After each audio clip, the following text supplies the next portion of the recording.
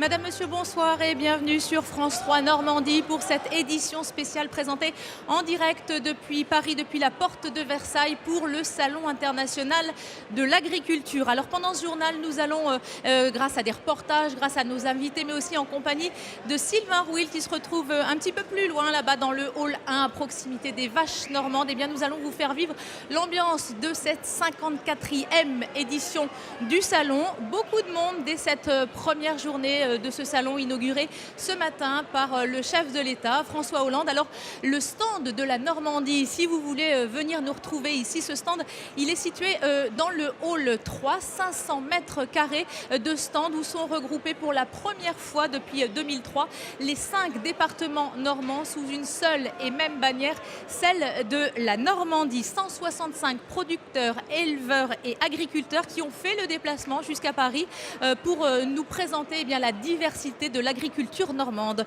Angèle Devecchi et Félix Bollez.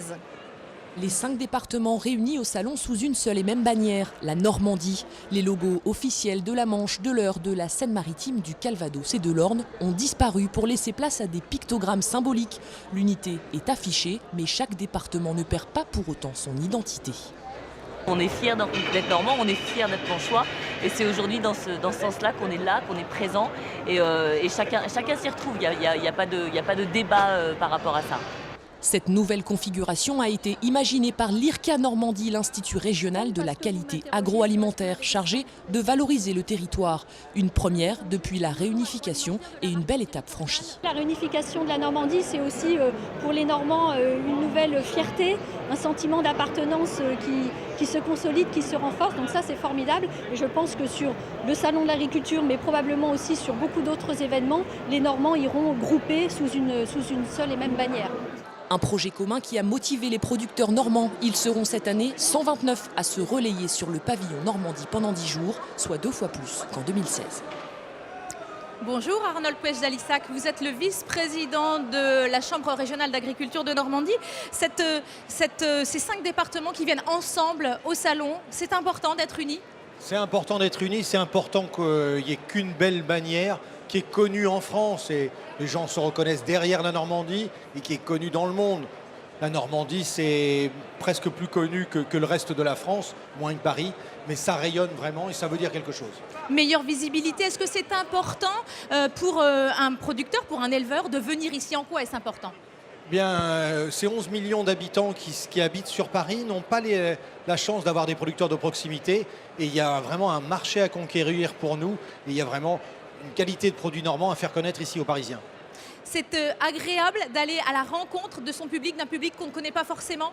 C'est agréable parce que c'est vraiment très divers, c'est très loin des idées reçues.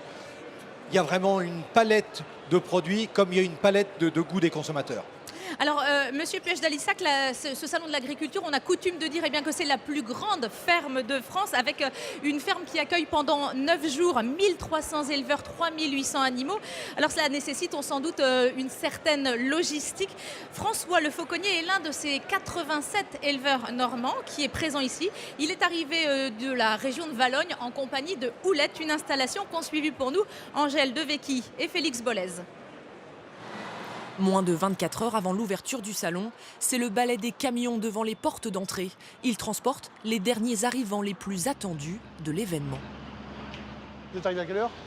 Il y a au moins une demi-heure pour arriver là. Une demi-heure, hein. François Le Fauconnier, éleveur bovin dans la Manche, s'apprête à retrouver Houlette, l'une de ses 105 vaches de race normande. Lui a pris le train. Sa bête vient de passer, elle, 8 heures dans une remorque. On a toujours l'appréhension du transport. Hein. Qu'est-ce qui peut se passer pendant le transport? Une vache peut tomber dans le camion et puis les autres marchent dessus. C'est toujours le risque. Doucement. Non, ça va, elle a un peu de forme, c'est bon. Non, c'est bon. On a bu qu'à lui trouver sa place. Premier pas sur la moquette du salon. Allez. Même si Houlette a déjà vécu l'expérience l'an passé, elle n'est pas encore tout à fait rodée. Ah, puis bon, ça bouge partout, il y a des choses qu'elle n'est pas habituée à voir quand même, ça bouge partout. Donc, non, mais ça va s'arranger, ça. La mère. Sa mémère va passer 10 jours dans ce box au milieu des visiteurs. Mais François sera là pour veiller sur elle. Car le duo se présente une seconde fois au concours national des vaches de race normande. On va essayer de la chouchouter pendant une semaine, là. Et puis bon, le concours, c'est dimanche, donc on a 2 jours là, quoi. Faut qu'il n'y arrive rien, quoi. Au niveau qualité de la mamelle et tout, faut pas qu'elle sache marcher dessus, faut pas qu'il y ait de mamite. Ici, Houlette sera lavée tous les jours, une vie de château que lui offre François, au prix de quelques sacrifices. Si vous n'avez pas fait l'armée, vous allez comprendre. Un confort rudimentaire qui n'empêchera pas François et ses confrères de profiter pleinement de cette parenthèse parisienne. Bonjour François Le Fauconnier, est-ce que la nuit a été bonne là dans le dortoir commun? Oui, très bien, ça s'est bien passé. On se couche un peu tard, on se lève tôt, ça remue toute la nuit, mais bon, on s'y fait, on arrive à dormir quand même. Bon alors première journée de ce salon, est-ce que vous avez pris vos marques? Ça y est. Oui, on a pris nos marques, la vache aussi. Ouais. On a eu un peu de mal à se coucher hier soir, mais bon, le rythme est pris, ça y est, c'est parti.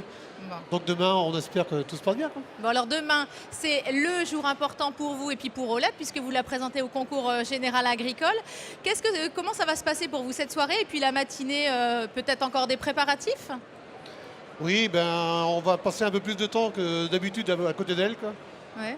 Faut pas qu'il arrive rien jusqu'à demain midi le concours, même après, je veux dire, mais il y a quand même 24 heures là qui vont être plus cruciales pour nous, quoi. Ouais. Il y a du stress pour les animaux ici, beaucoup ou pas? Un petit peu. Je pense qu'elles sentent un peu aussi la tension qui arrive, quoi. Est-ce que c'est nous qui sommes plus tendus, je ne sais pas, mais il y a quelque chose qui change. C'est quoi l'enjeu pour vous? Pour quelle raison vous la présentez au concours, cette bête? Les concours, mes parents faisaient ça, nous on fait ça depuis qu'on est installés. Il y a l'esprit de compétition, on se retrouve en équipe. On a la chance d'avoir une bonne équipe dans la Manche et même tout le monde, quoi. Mais on est content de se retrouver ici, quoi. On se retrouve à l'essai, on se retrouve ici. Pour nous, c'est important quand même. La convivialité, on parle de plein de choses, quoi. Vous n'avez pas l'occasion, le restant de l'année, d'échanger avec d'autres agriculteurs, avec d'autres producteurs? Si, mais il y a des gens qu'on voit ici qu'on ne voit pas ailleurs, quoi. D'accord. On les voit une fois par an, quoi, c'est tout, hein. Écoutez, je vais vous souhaiter bonne chance à vous et puis à Houlette pour demain. Évidemment, hein, on va suivre ce concours général agricole et on ne manquera pas, bien entendu, de vous donner le résultat de cette vache normande. On va rester du côté des vaches en retrouvant dans le hall 1 Sylvain Rouil qui est justement à côté. Oh, on les voit derrière vous, elles sont jolies, les vaches normandes. C'est l'heure de la traite, hein, je crois, Sylvain, non ? Oui, effectivement, Magali, en tout cas, la traite se poursuit, elle se termine, elle va recommencer vers 21h, hein, c'est un rituel plusieurs fois par jour. Il faut traire les vaches et vous le pensez bien, vous l'imaginez bien, eh bien, tous les visiteurs aussi au salon assistent à ce spectacle. D'ailleurs, la traite, Barbara en revient, Barbara est avec nous, bonsoir. Bonsoir. Vous êtes éleveuse, vous avez, vous, des vaches de race normande, ouais. Et on a derrière nous une vache intrépide qui va participer au concours général agricole. Quelles sont les qualités des vaches normandes ? Donc la race normande, comme vous pouvez le remarquer, est une race à 3 couleurs. Donc c'est une race mixte qui produit du lait de très bonne qualité et aussi de la très bonne viande. C'est une vache très rustique, très facile à vivre avec un super caractère. Ouais, c'est les meilleures vaches du monde en fait. Voilà, c'est ça. Alors on doit quand même évoquer, c'est difficile de ne pas le dire, la crise qui traverse aujourd'hui le monde agricole. Je pense, Barbara, vous avez 26 ans, vous êtes installée depuis 2 ans. Comment vous faites? Comment ça se passe? C'est sûr, quand on s'installe, on a investi énormément et tout ça. Après, j'ai repris la ferme familiale, donc je pense que j'ai eu une très bonne opportunité. Donc on serre un peu la ceinture tout de suite, mais voilà, la passion est toujours là et on essaye de faire au maximum. Et ça reste difficile. Merci beaucoup, Barbara. Il y a entre 400 et 450 000 vaches normandes aujourd'hui en France. C'est la 3e race laitière en France. Alors on va quitter un instant les allées du salon pour prendre la direction du littoral normand au nord du Havre à la poterie Cap d'Antifère où se déroulent tout ce week-end les commémorations du raid de Brunwald, ce qu'on a appelé l'opération Beating. Il y a 75 ans, les alliés britanniques neutralisaient un radar allemand sur cette falaise. Un succès déterminant dans la suite des événements de la Seconde Guerre mondiale. Bénédicte Drouet et Anne-Laure Mérignac. Il foule pour la première fois les lieux. À 74 ans, Andrew Parkinson est ici pour rendre hommage à son oncle Anthony Hill, qui en décembre 1941 photographia ce radar allemand, un cliché qui va être à l'origine de l'opération Beating. Eh bien, c'est très émouvant d'être ici, sur les lieux mêmes où mon oncle a pris cette fameuse photo du radar. Aujourd'hui, je suis très heureux de partager ce moment avec tous ces militaires. Dans la nuit du 27 au 28 février 1942, 119 parachutistes britanniques sont largués au-dessus de la poterie Cap d'Antifer.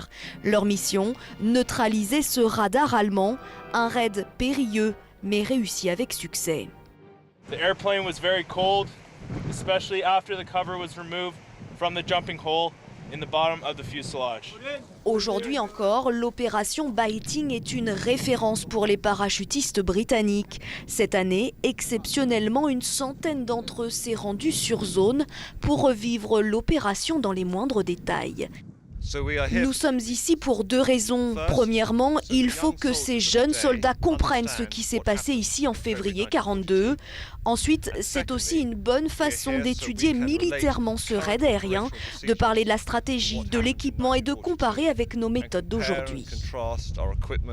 75 ans après, la jeune génération entretient toujours la mémoire de leurs aînés héroïques.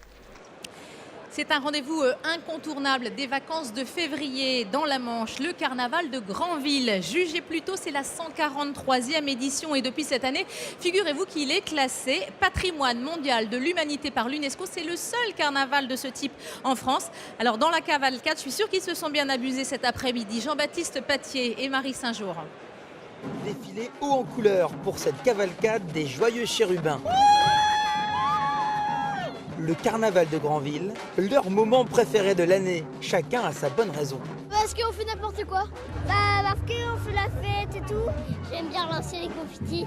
Parce qu'ils ont des beaux costumes. Essentiel, vêtir le plus beau déguisement. C'est une fleur, elle est en bouton la petite. Pas toujours facile de reconnaître le costume. En M&M's, c'était pas une grosse banane. Certaines grand-mères ont travaillé plusieurs semaines pour confectionner ces accoutrements.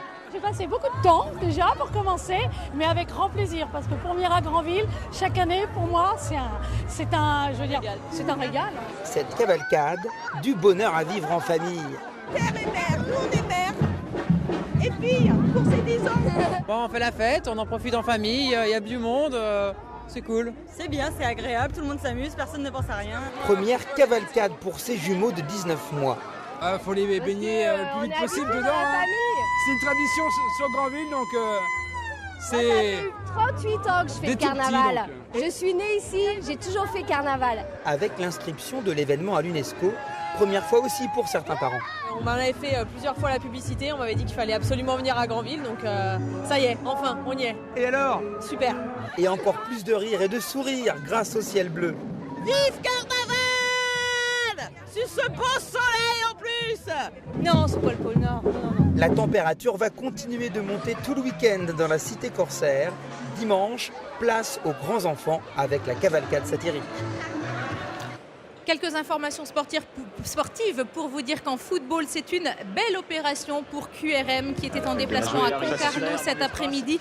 Les Normands se sont imposés 2-1 en Bretagne. QRM 3e du classement provisoire et qui a toujours pour ambition et en ligne de mire la montée en Ligue 2. Et puis en gymnastique, en demi-finale, retour du championnat de France du top 12 par équipe, c'est-à-dire les 12 meilleures équipes de France.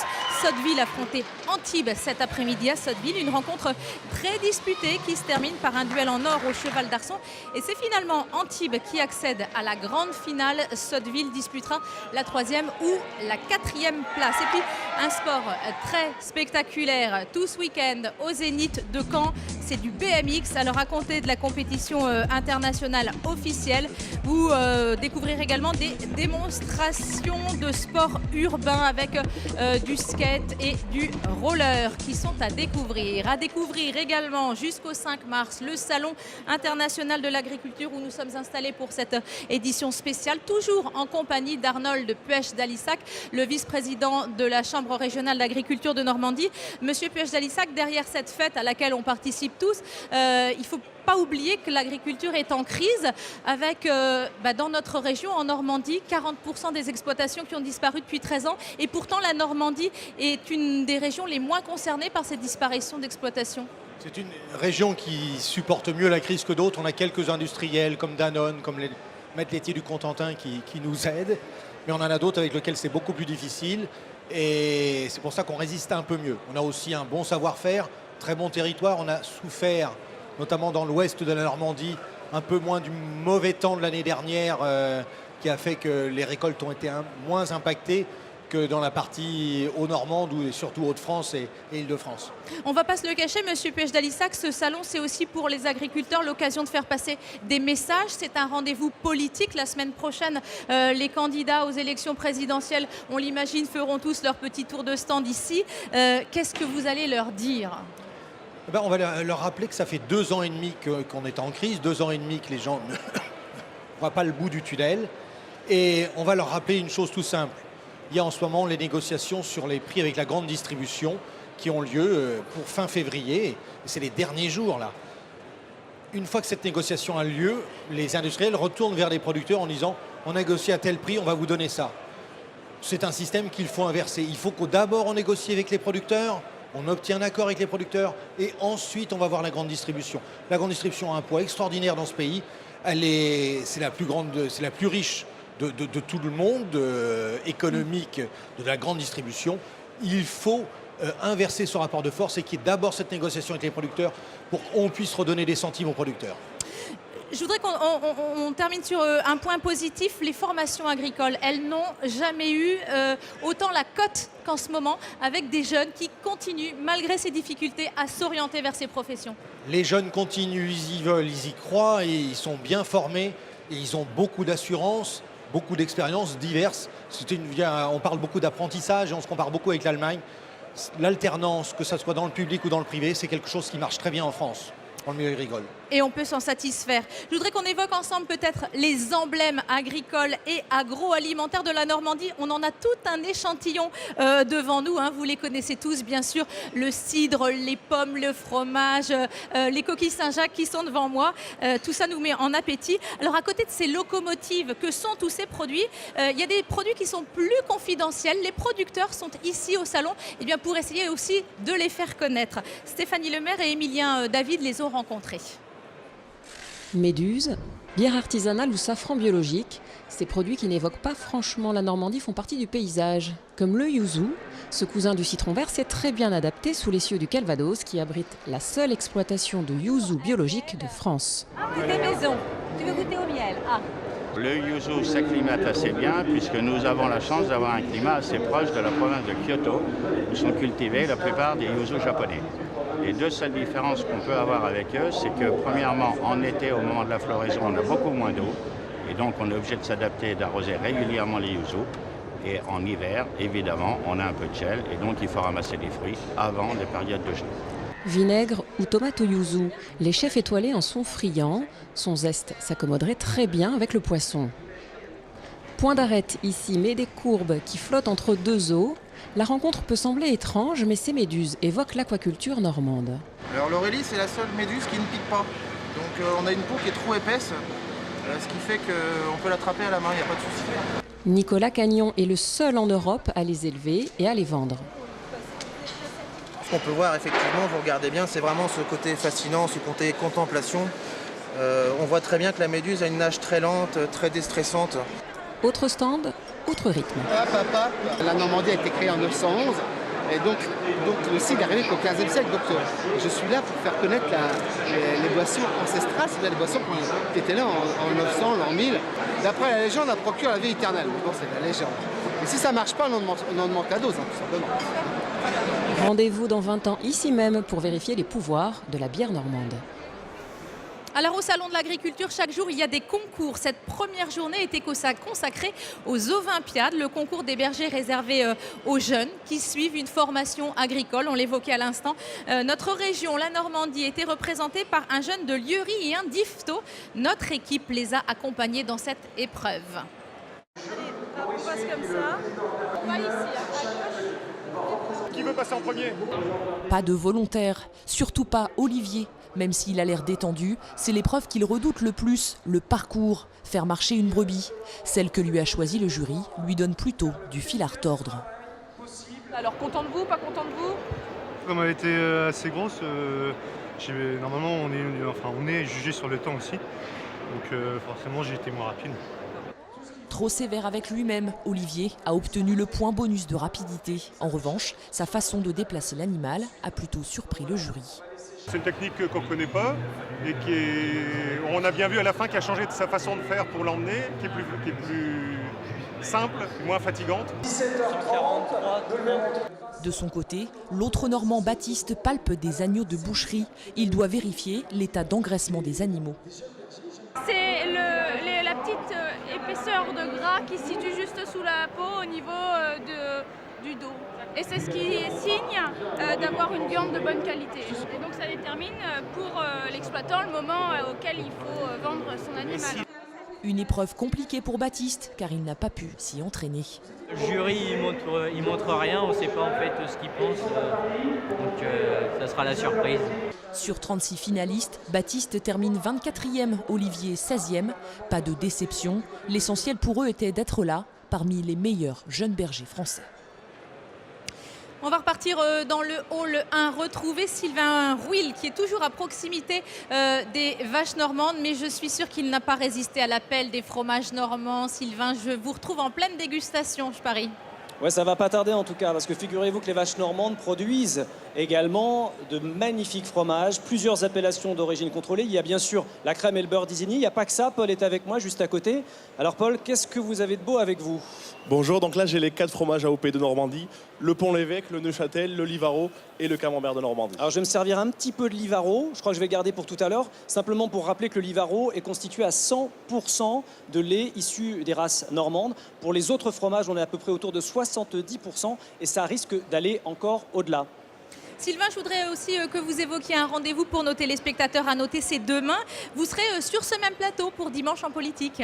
Oui, effectivement, dès 11h30 sur France 3 Normandie, nous évoquerons avec nos invités Alain Delangle pour l'agriculture biologique, Stéphanie Anne pour évoquer l'association des foulards noirs et Sébastien Windsor pour la FNSEA et la Chambre d'agriculture de Seine-Maritime. Et nous évoquerons la crise que traverse actuellement l'agriculture normande. Notamment, nous parlerons également des solutions d'avenir pour une agriculture, vous le savez, qui est sinistrée. Je vous rappelle simplement, Magali, que le revenu moyen des paysans, des agriculteurs a baissé de 26% en 2016. C'est considérable. Voilà, tous ces sujets seront abordés dès demain à 11h30 sur France 3 Normandie. Merci Sylvain. Et puis bien sûr, on continuera à évoquer la présence de la Normandie ici à ce 54e Salon international de l'agriculture pendant toute la semaine et pendant toute la durée du salon dans chacune de nos éditions régionales, le 12-13 et le 19-20, avec des pages spéciales tous les jours. On va se quitter en images. L'information continue tout de suite sur France 3 avec le journal national présenté par Catherine Matoche, toujours au Salon de l'agriculture.